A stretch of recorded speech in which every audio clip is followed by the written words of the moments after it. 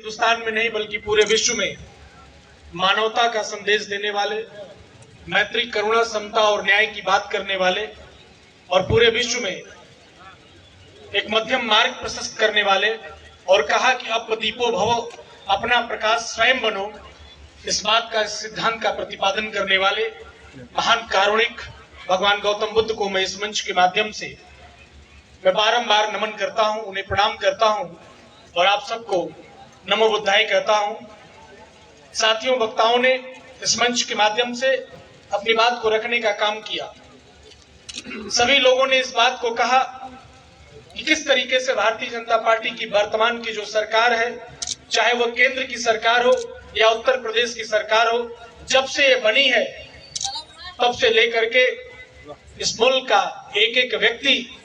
परेशान है, चाहे वो किसान हो, नौजवान हो, व्यापारी हो, महिलाएं हो, अल्पसंख्यक हो, दलित हो या पिछड़े हो,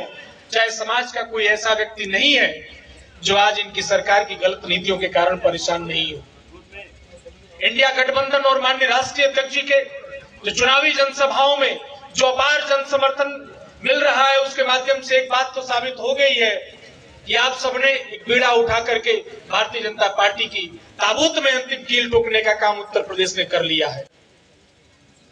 और केंद्र की सरकार का रास्ता जो होता है उत्तर प्रदेश के गलियारों से होकर के गुजरने का काम करता है और उस गलियारे में उस भारतीय जनता पार्टी के रथ को आपने रोकने का काम किया है। मैं इसलिए यहाँ की महान जनता का, उत्तर प्रदेश का मैं बार बार नमन भी करना चाहता हूँ और आपको आभार भी व्यक्त करना चाहता हूँ। जिस तरीके से अपार जनसमूह उमड़ रहा है, उससे एक बात तो फैसला ये हो गया है कि झूठ की बुनियाद पर बनी भारतीय जनता पार्टी की सरकार को यहाँ के किसानों और नौजवानों ने बिल्कुल एकदम परास्त करने का मन बना लिया है।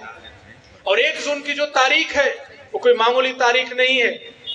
7वां चरण का चुनाव होने जा रहा है और अंतिम चरण लोकसभा का चुनाव होने जा रहा है। और जिस तरीके से पहले चरण से लेकर के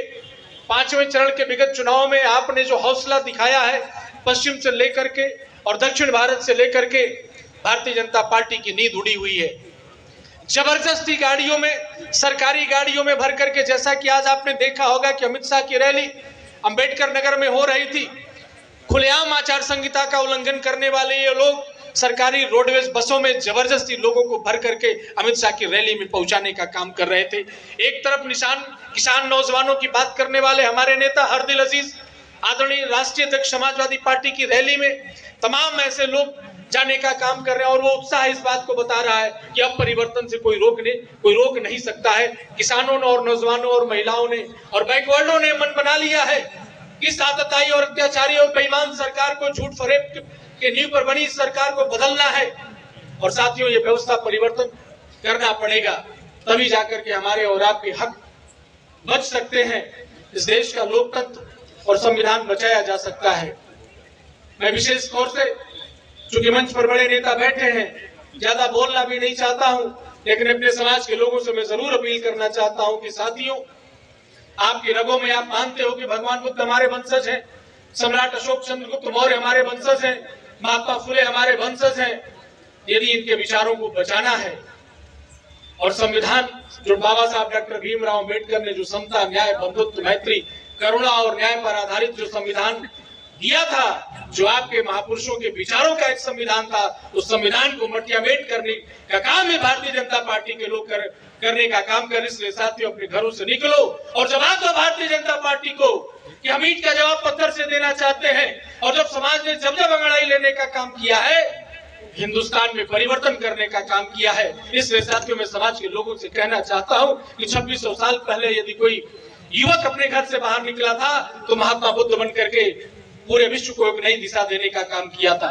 22 साल 23 साल के युवा के हाथों में जब तलवार की ताकत आपने दी तो खंडित भारत को एकता के खंड में बांधने का काम सबसे पहले चंद्रगुप्त मौर्य ने करने का काम किया था और उसके बाद की विरासत को सम्राट अशोक और बिंदुसार जैसे लोगों ने बढ़ाने का काम किया था। आप उसके वंशज हो, मानवाधिकार का पालन कर रहे और इस हिंदुस्तान में सबसे पहले महिलाओं के लिए शिक्षा खोलने का काम, स्कूल खोलने का काम यदि किसी ने किया तो महात्मा ज्योतिबा फुले और सावित्रीबाई फुले ने किया था। आप उनके वंशज और आपके रगों में उनका खून दौड़ रहा है। इसलिए साथियों, आपको हौसला नहीं हारना है, आपको बाहर निकलना है। समाजवादी पार्टी ने आपके समाज को 6 टिकट देने का काम किया है और मैं दावे के साथ कह सकता हूं